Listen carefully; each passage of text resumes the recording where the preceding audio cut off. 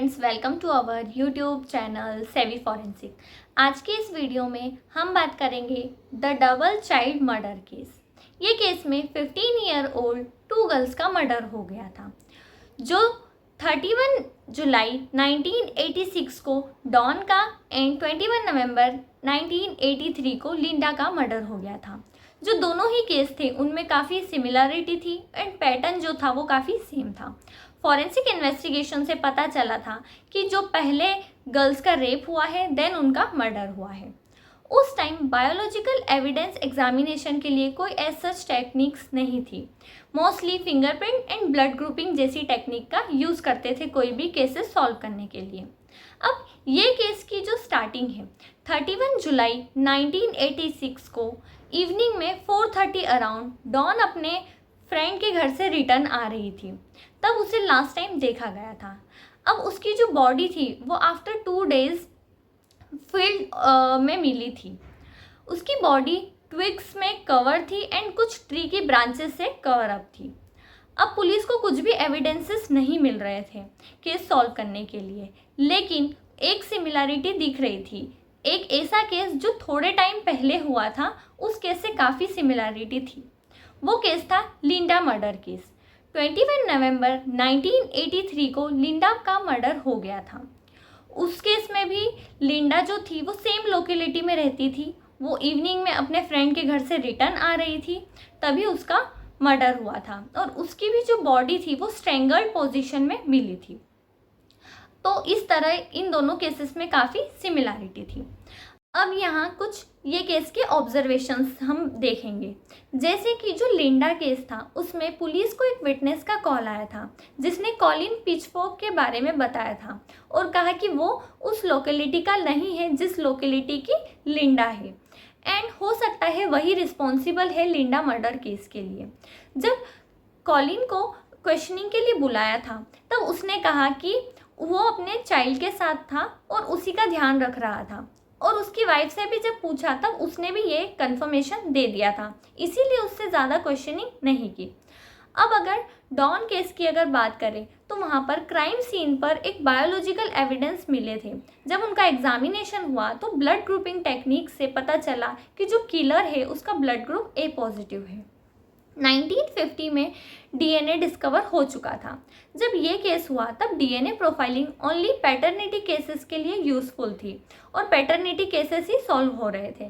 Criminal cases DNA profiling से solve नहीं हो रहे थे। अब डॉन केस में भी पुलिस को एक विटनेस का कॉल आया और कहा कि एक पर्सन है जो बाइक से क्राइम सीन के अराउंड काफ़ी टाइम से घूम रहा है। जब पुलिस ने उस पर्सन को अरेस्ट किया उसका नाम था रिचर्ड। वो 17 ईयर ओल्ड था। जब उससे क्वेश्चनिंग की तब पुलिस को शायद लगा कि उसे ये क्राइम के बारे में या फिर ये जो दोनों केस है उसके बारे में पता होगा। पुलिस को ये बात पता थी कि जो दोनों ही मर्डर है किसी सेम पर्सन ने किए हैं। ज़्यादा क्वेश्चनिंग की थी रिचर्ड से, इसीलिए उसने एक्सेप्ट कर लिया कि हाँ उसने डॉन का मर्डर किया है, लेकिन उसे लिंडा केस के बारे में कोई नॉलेज नहीं था। अब पुलिस को प्रूव करना था कि जो दोनों ही मर्डर है लिंडा एंड डॉन, दोनों का जो मर्डर है वो रिचर्ड ने ही किया है, लेकिन एज सच कुछ लीड मिल नहीं रही थी।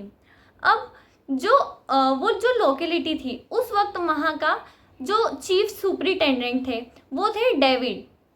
तो जो डेविड थे वो कुछ न्यू रिसेंट टेक्निक्स एंड जो डीएनए केसेस थे, डीएनए प्रोफाइलिंग, फिंगरप्रिंटिंग, इन सब के बारे में काफ़ी जानते थे और उन्हें ये भी पता था कि जो डीएनए प्रोफाइलिंग है उससे हम मर्डर केसेस, क्रिमिनल केसेस भी सॉल्व कर सकते हैं। डेविड ने एलेक्स जेफरी से कांटेक्ट किया। एलेक्स जेफरी जो कि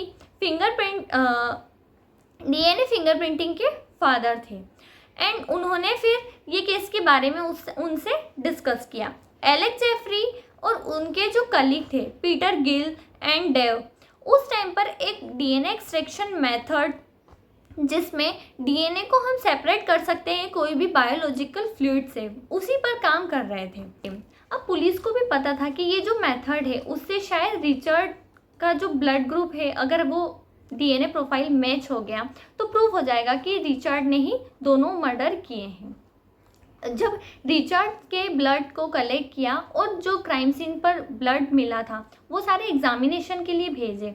अब जब रिजल्ट आया तब पता चला कि जो दोनों ही मर्डर केस में जो बायोलॉजिकल एविडेंस मिले हैं वो दोनों मैच हुए हैं, उनका डीएनए प्रोफाइलिंग, बट वो रिचर्ड से मैच नहीं हुआ है। मीन्स जो रिचर्ड है वो इनोसेंट है। देन पुलिस ने फिर उसे रिलीज कर दिया था।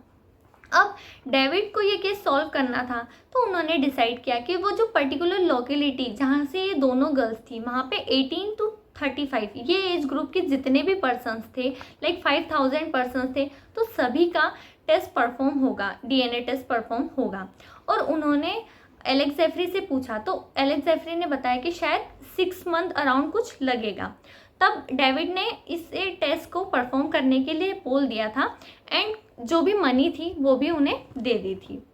अब थोड़े टाइम बाद पुलिस को इस केस में ही एक विटनेस का कॉल आया। वो लेडी ने बताया कि जब वो लिजेस्टर के पब में थी तब एक इयान केली पर्सन है उससे बात करते हुए सुना। उसने बोला कि उसने नाटक करते हुए अपना जो ब्लड टेस्ट था वो किसी और का ब्लड टेस्ट की जगह उसने अपना ब्लड टेस्ट करवाया था।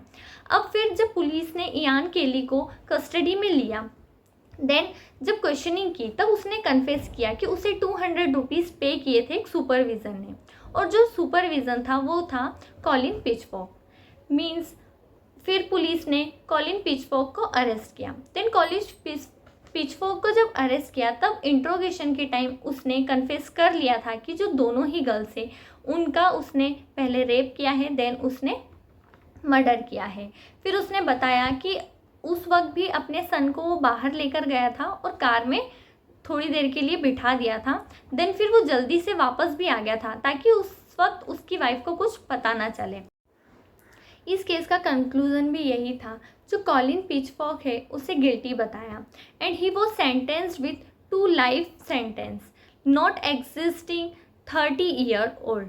एंड जो वहाँ के इंग्लैंड के जो चीफ जस्टिस थे उन्होंने भी यही बोला कि जो कॉलिन है उसको रिलीज़ नहीं करना है एंड उसका जो पैरोल है वो भी कंसिडर नहीं होगा। बेसिकली ये केस बहुत इम्पॉर्टेंट है क्योंकि ये केस जिसमें DNA profiling first time use किया था for solving the murder case and rape case. So अगर आपको वीडियो पसंद आता है तो प्लीज़ लाइक कीजिए, सब्सक्राइब कीजिए, शेयर कीजिए। Thank you.